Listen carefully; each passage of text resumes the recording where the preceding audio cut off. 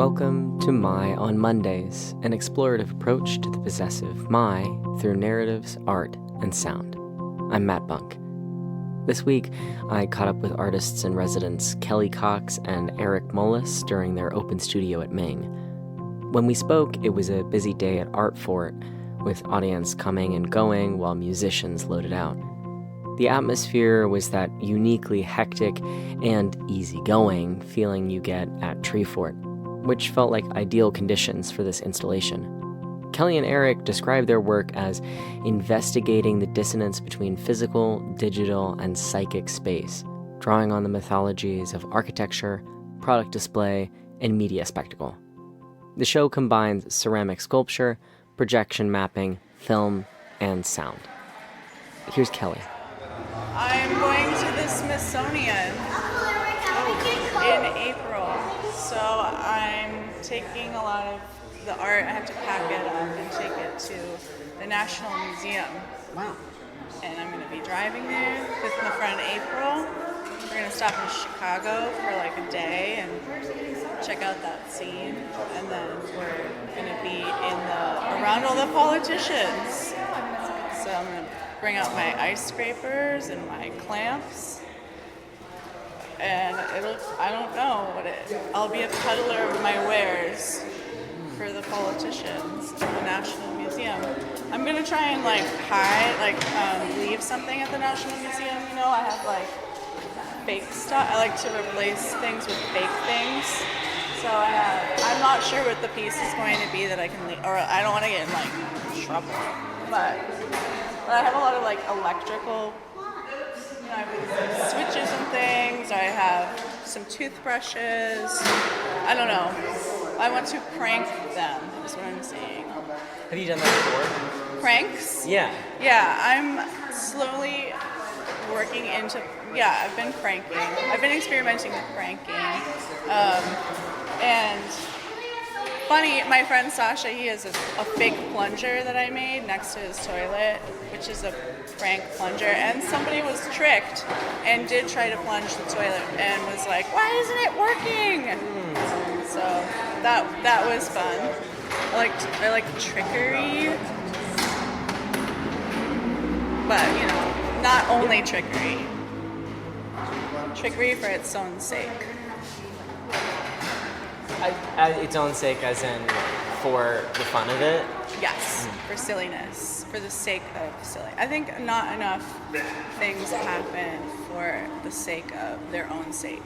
Not just art, but just, other things that could happen for its own sake. Now I can't think of anything. Food for its own sake. That doesn't make sense. That's not a good analogy. Oh, truly. Walking down the street for its own sake and not trying to get anywhere, but just as a thing to do, passing the time. That's what I'm going for with my trickery. Just walking down the street. As in, I don't know, do you have hopes for how other people interact with trickery? I have a hard time guessing what other people are thinking at all. And it's makes me tired to try. Yeah, I definitely get that. Is that, I don't know, I think that's always interesting, for artists in particular. Do you think about audience while you're making work?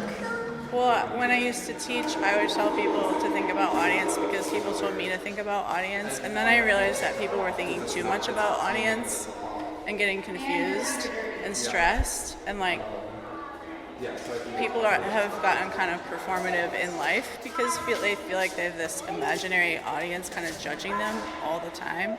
And so now I realize maybe we have to dial it back and not think so much about audience. And just kind of, my hope is that if I'm just authentically me and I do what I want to do all the time, then I'll find the other people who are like me because they'll see those things and they'll come to talk to me or say hi or And then even maybe those people haven't been born yet and they're like in the future people, but maybe some of the pieces will still be around. Like I feel like I've seen a piece that was like 200 years old where I was like, I feel the same as that guy was when that was made. It's like this message that you're putting in a bottle and you're putting it in the water and then you're like sending it out and you just hope that sometime there'll be somebody who will read the message. But then even then you don't know how they'll perceive that message. And I suppose that's okay.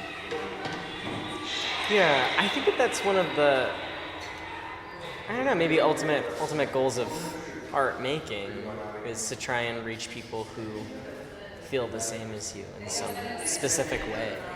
I have a playwright friend who says that the aim of his work is to find people who share the same kind of sadness. Yes, sadness. I think because sadness, it's not good for you to have sadness alone, and people feel like their sadness is a burden to others, and so they hold their sadness inside. They don't want to share it, and it's like a social expectation not to share your sadness with people. So I was thinking of having these pity parties and inviting all these people who like tell their saddest story, and then whoever makes people cry the most wins. That rules. Dude, that rules. Yeah. Because we have to be together in our sadness. I mean, that's part of what culture is for, is like being together in our sadness, in our anger, and being able to have collective spaces for feeling, where feelings are allowed. Yeah, I think about that a lot with grief in particular, but I think it makes sense that broader sadness as well. The idea of holding grief or sadness on your own inside of you is so poisonous. It is poisonous, yeah. And this piece was all about, this was a grief piece, and I really loved the way you talked about grief in your artist talk, and I just thought I had never heard somebody put it like how you put it, and now I don't remember what you said, but it just, yes, I was like, yes. But yeah, this was a grief piece for me. My mom died. She drank herself to death because of her sadness. Her sadness consumed her, like literally and figuratively, but not instantly. It was like a slow, terrible, long journey of the sadness eating her. And then, it's also about like Minneapolis and like feeling sad for this person, Renee, that you don't know, but like you're like, that's me. You feel like this sameness with this person, like a Midwestern mom, with a hat and glasses, just trying to be a good person, and then just to get like executed, so horribly. So this is a grief piece, but it's also about, like how grief is, these things are rites of passage. It's part of life. It's like one of the flavors that you have in your, like there's like the salty, sweet, bitter, you have your flavors and the umami and sadness and grief, and they're like one of the flavors. And so I guess like trying to cook them into a dish rather than just like drinking like a heavy draft of just sadness. Yeah, I think that's a great metaphor. I love the idea of like, if it's part of the thing, it becomes tolerable or maybe even delicious in its own way, but on its own, it's just awful. Yes. I think that's a great way of putting it. Yes. How can we make it delicious? That's part of it, but also have it be for its own sake, and it's not like it doesn't actually serve this. It's serving a purpose, but not serving a purpose at the same time. Because like that, a lot of my work is kind of about like function, the idea of function, and how people are like so obsessed with this like idea of what is functional and useful, because people are like they're privileging their kind of rational brain so intensely over their like other part of their brain, and so they get like to the point where people are over rationalizing and it no longer actually makes sense in a functional way. So it's like you follow function so far that it like loses its function. And then I think that's an interesting conversation in art, because people are always like, what is this for? You know, or what's the point of this? Or what's the point of art? You know, like this kind of conversation. And it's like, well, why is that always the question? Like, what's interesting about that question? And like, if we step outside of that question, like, well, what's our ultimate goal here then? You know, like we don't know what it's for until you're saying, well, like, how does it fit into like something larger than that? Like, nobody fucking knows what the meaning of life is, right? If you knew what the meaning of life is, then you could say what art is for within that frame. But we don't fucking know. It's a mystery. And that's why we have this half of our brain that is about dealing with the unknown and the gray area and the mystery and the wonder. And then that has to be part of every conversation. They have to be like balanced. Yeah, I think that's one of the really interesting things about the work that you create, where you are remaking everyday objects. Like, I think it's a great way to play with the idea of function and the idea of I think it comes back to the trickery component, which is so satisfying. I think you have a great way of playing with and like reinterpreting items. I don't know. Like what is it that attracts you to a given object that makes you think like, I'd like to make this chair, this roller skate, or whatever it is? How do you pick your models? Yeah, my muse. So it's usually objects that my body knows, and I have this physical relationship with, like, because I sit on it or I use it in some way.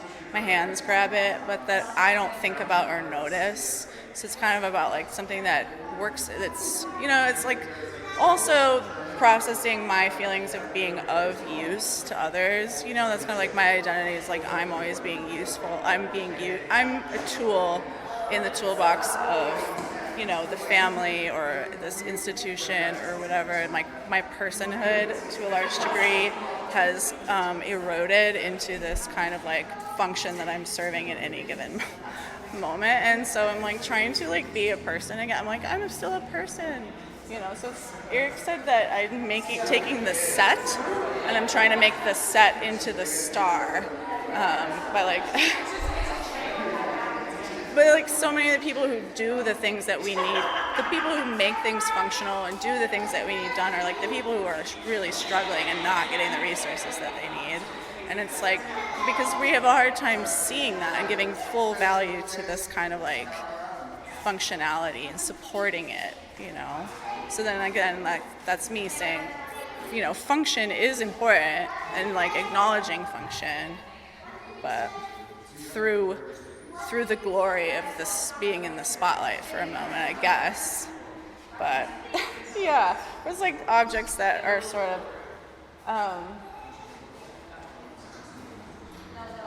I don't know. They're really, each one is kind of a portrait of an emotion too. So I'm like trying to convey an emotional state through these utilitarian objects that are not at all utilitarian. Yeah, I love that. I think that's so. Yeah, what a cool way in. You know, yeah, I'm really interested. I come from like a theater background originally, and something I think is really interesting is like object theater, like the idea of making a show that is like somehow about a prop. You know? Yeah, that's what I'm trying to do. Totally. I love the theater. It's a theater of my props. They're my actors, and I like will reuse them in different ways. So like this is the production that they're currently in, but like each of them, some of them have been in other productions, or sometimes they're in a monologue, or sometimes it's more of a toothpaste commercial. But it's like they have their different. It's fun to play around and say like, what can it mean in this context, or what am I feeling today? And And the spray paint allows me to change the color really easily and quickly, so I can like, give them a different, unity of objects. But yeah, I've really been enjoying over the course of your residency time, coming in week to week and seeing that things have moved and there's ladders in different places and different stuff hanging, and have been really interested in how much you move things around during the course of the show. Do you always work like that? Are you always interested in a show that keeps changing as it goes? well, this was a fun space to get to try out different arrangements of things and think about display. I'm interested in display, and like it feels like people, like, art is in this big critical moment of having to redefine itself and how people interact with it, partly because of the weird degree to which people are receiving visual information, so much visual information, and so and the way that people relate to space, and so thinking about display, and like I think theater so when we lived in Minneapolis, we were part of a theater community that was bringing theater out of the theater and like into these community gardens, and like there's like this picnic operetta that we would do sets for, and it was like serving food, and then it brought art, it brought opera, which like none of those people would have ever like gone to a theater to see opera, but it brought opera out into people's lives where they were at, and like became silly and fun. It didn't like take itself too seriously, and then all of a sudden people were able to like and be there, and it was so. But it's also, there's this danger of gimmickiness too, of like thinking too much about audience trying to get like how do we get the audience involved, and then audience doesn't always want to be involved. Like sometimes people are like, don't look at me, don't touch me, and it's like you have to respect that. You don't have to be like, you have to be part of it. So there's a lot of problems and that is fun to address with display in each situation. This floor is very dangerous. Like in the past we've done, for ceramics, I'm kind of afraid of it. I'm like, oh my God. Because in the past we've done our installations in the shrine in the basement, and it's carpeted, so if I like drop something, it just kind of like is fine. But here I'm like, I'm like afraid of the floor. And that fear has sort of been part of the experience. When I was so afraid that chair was going to get knocked over.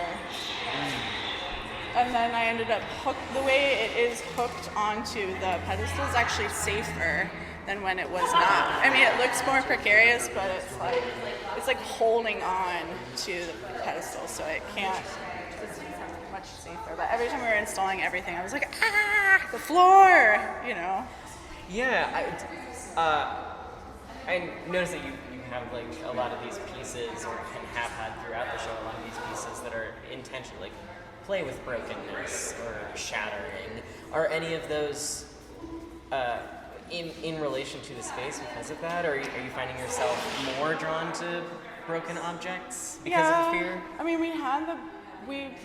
we dropped, so we had 2 cages, and we did film the dropping of one of the cages here on this floor. We had like a black backdrop, but it was really satisfying for that sound of that sound that just played of the cage, and it was really kind of cathartic to just, after being afraid of the floor, to just drop that cage and have it shatter, and then have it as part of a video. But and then a few things. There was another mace that got knocked over and broken, which whatever. And I broke a toast. There was a toaster that I broke. But that's like this aspect of play that makes other people nervous, the fragility. They feel like they have to be careful. They're like nervous around it. So that's something that you have to kind of work with, but also ease people, it's okay. It's all right. You're not going to break it by looking at it, But it's just a difficulty of the medium, I guess.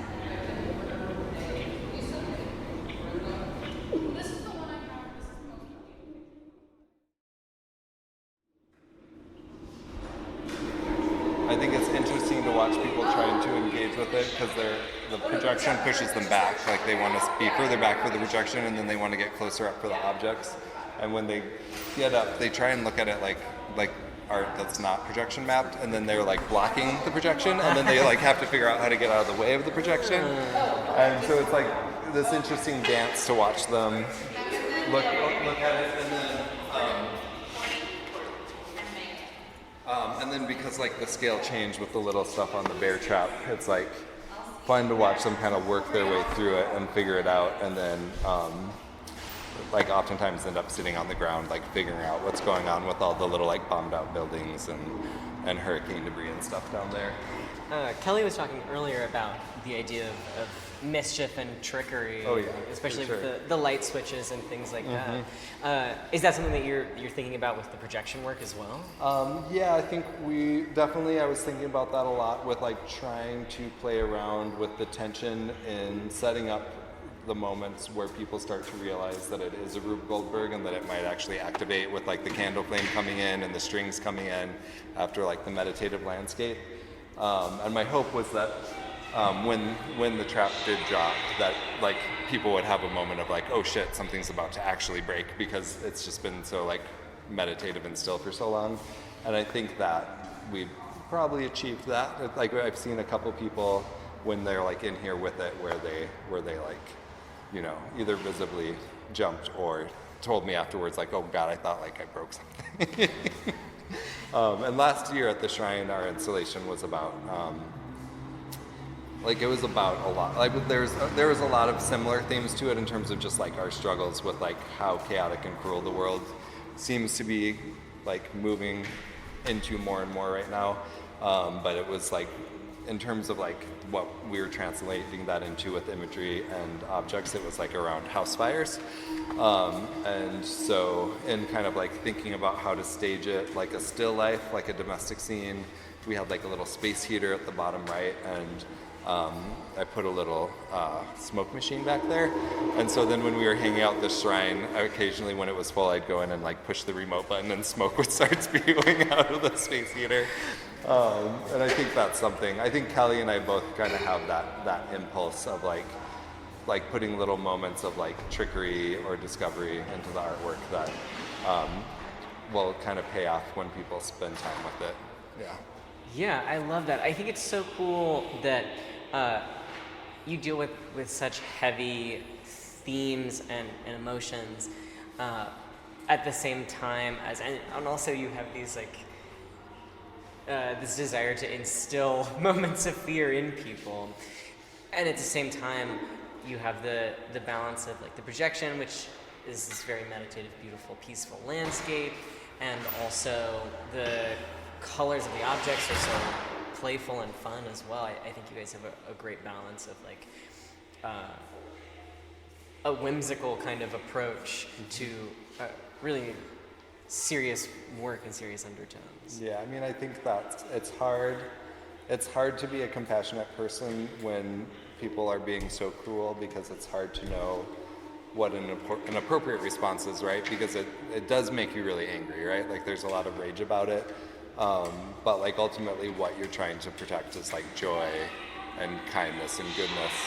And so I feel like oftentimes like the only hopeful response is some kind of like humor, right?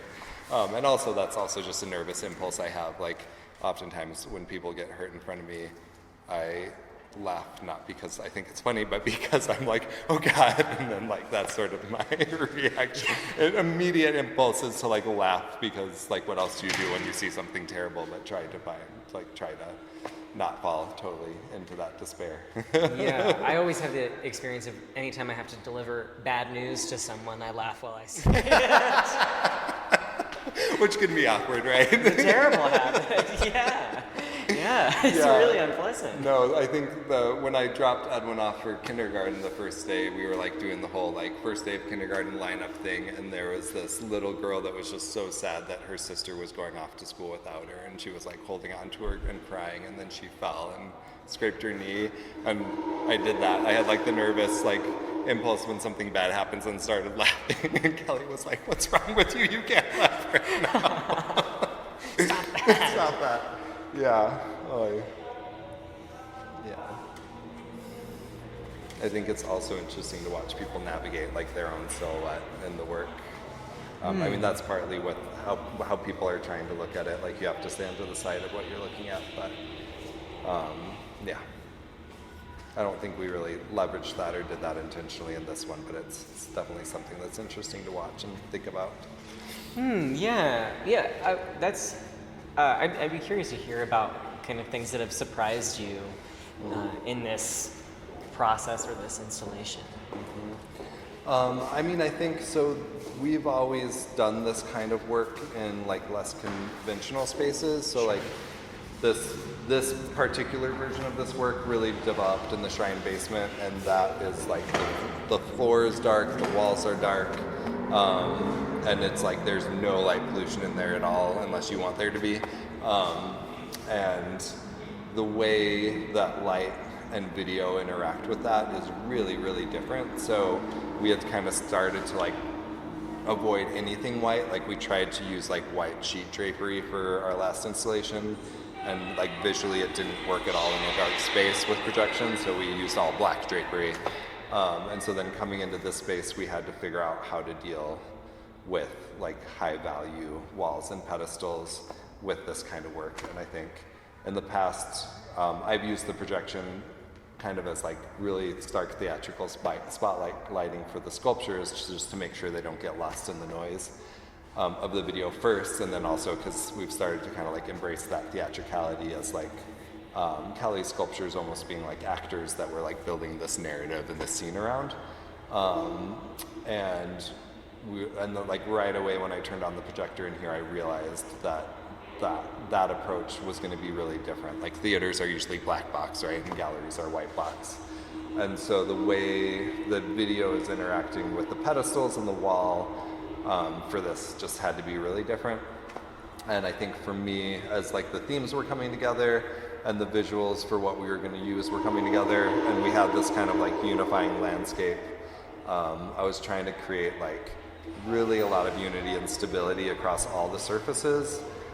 So it felt like really peaceful, like everything was moving in unison, and then as like the noise builds and as like the video and imagery that brings other themes into it start to build, all the pedestals start moving separately in terms of how the camera's panning, so that it starts to feel more unstable and more precarious. Hello. And it also kind of makes it so I think like the pedestals are very visible. They don't actually visually disappear, but like they feel like translucent, empty space almost, like they couldn't really be supporting the physical objects. So I was kind of experimenting with trying to play that up a little bit. And yeah, and I think this is also the first time, because with the white walls and the white pedestals, video was going to play a larger role in how we lit it and staged it. It's the first time we really like filmed, didn't use less of our like found footage from our own Google Photos reels and from just like combing through the internet and the news and stuff, and filmed some of our own video.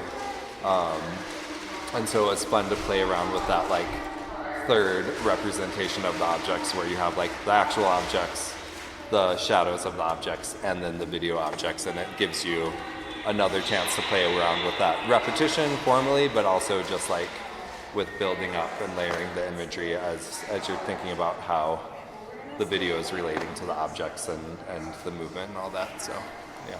Yeah, I think it's such a triumph in terms of like it feels like every piece interacts with every other piece so beautifully, and you can't really imagine anything separated on its own, even though like all of the components individually are very beautiful and very interesting. Yeah, so that's something that Kelly and I have really like struggled with and experimented with in our collaboration over the years, because like I have like a very distinct sort of solo work that's visually usually pretty different from Kelly's, and Kelly has like we've both moved through several different styles since we started collaborating, and so we've always kind of struggled with like, do we make individual objects that are fully collaborative? Is like the overall show, because it includes both of our work, collaborative? And you know, like just career-wise, that's also because like professional opportunities, almost all professional opportunities are really geared towards individualism, like one person. That's always been hard to navigate, and I think that Kelly's way of approaching that, like as I've started to teach full time out of necessity, like for the last couple years, to kind of like make the balance of our art careers and lives in general balance work. Kelly's started to make her work something that could either stand on its own as an individual object or be part of a greater whole. And then my work for years has become smaller and smaller and smaller, and so my work, her work oftentimes becomes the pedestal for my work when we show our individual pieces together. And then because my work got so small, I started developing sort of like theatrical sets for my work to like give them more of a narrative and more of a presence, because that's the way my brain works and what I like to do. And so kind of just like as our lives got more complicated and we had to like parse out what we were doing more, it kind of organically developed into something where Kelly started making things that could be either a single word or a long sentence. And I started making things that could either be the whole set or a small thing that was like supported by one of her larger things. And like we're still figuring that out, but I think it's starting to work in some beautiful ways, as long as we're like each willing to give each other the space to let things be what they need to be, you know? Definitely, yeah. How long have you been collaborating for? So we're high school sweethearts. We met when we were 17, and we were both already starting to make a lot of work. We actually met on an art field trip to the SOFA craft show in Chicago. That's a great backstory. And so like when we first met, Kelly was mostly painting, and I had started doing a lot of pottery. I'm trained as a production potter, so I just go make like a ton of fancy flower pots as like a pay rate per piece, and that like it was basically like getting trained in a trade. And then when we went to college, you know, like most people, when they go to college, that's when they break up, and we decided to go to college together and try it out. And we ended up in Montana at this ceramics place with a really great ceramics program. And I guess our work, like, it's hard for me and for us sometimes to like parse out our collaboration versus just like the conversation between our work, because I'd say like probably until like from like when we first met in 2001 to like 2000 and probably like 10 or so, like our work developed as a conversation, and occasionally we'd experiment with some kind of collaboration, but our work was always pretty much shown together. Like we went to school together, we were in the same shows, and we would oftentimes like pass themes back and forth, where like I would be exploring a certain kind of imagery or theme and Kelly would be exploring it, and then it would end up crossing over into our work. And then probably like really like 2011 maybe, we like started really kind of earnestly trying to find more sophisticated or more unified ways to collaborate. And then we applied to grad school together and started at Boise State, and we just kind of like, how we presented our application is that we wanted to like develop our collaboration in grad school. So we spent the first, and that would have been 2012 that we started grad school, and the first half of grad school we just like purely collaborated. So like everything we made intentionally within the context of the other person's work, or actually worked on the same work at the same time. And then in that program, like when we got to like our 30 credit review, which is like the halfway point of the program, they basically were like, no more collaboration. Like you guys have to do separate thesis shows. And that's when my work had already gotten really, really tiny at that point, because I was interested in making 3D zoetropes. And so I was I had found one Japanese like sort of artist / engineer who had made a stepper motor zoetrope that doesn't need like a strobe light or a shutter or anything. It just, the motor just stops and starts really fast, and that's what makes it work. And I just, since we couldn't collaborate, I just kind of like threw myself into exploring these weird little things that I hadn't had the resources or time to explore. And that's when my work started getting into the projection and animation toys, and my work was like, it was a lot of like everyday objects, but it was more from the perspective of sort of like spoofy product design, like designing products that expressed what they were trying to sell to you that wasn't actually the product, that was like the identity building property, right? And that's when the projection came in. It became like the projection of identity set, for it. And Kelly threw herself into her ceramic sculpture. For years, she was doing more like figurative ceramics, like sometimes animals, sometimes human figures, and she has the impulse, I think she would agree with me, that to kind of thumb her nose at people, and people at Boise State really did not like her doing that work, and so she just like really went all in on it with these like big figurative grotesque pelicans that had their like throats open, and just like really embraced what she loved and what she was getting a lot of pushback on. And it was really beautiful, cool work.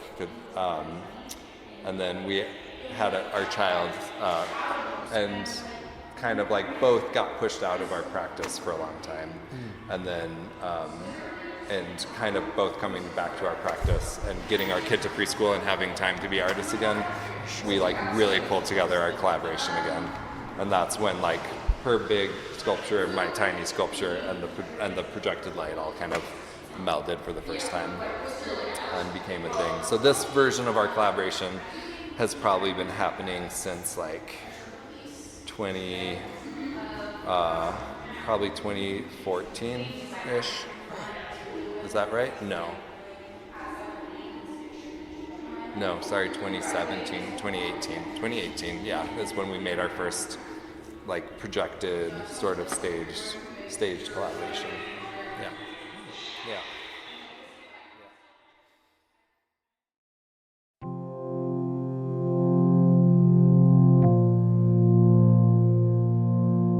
My on Mondays is brought to you by MING Studios, a contemporary art space and international artist residency program in Boise, Idaho. For more information about MING's programming, or if you'd like to participate in My on Mondays, you can visit our website at mingstudios.org. We'll be back next Monday.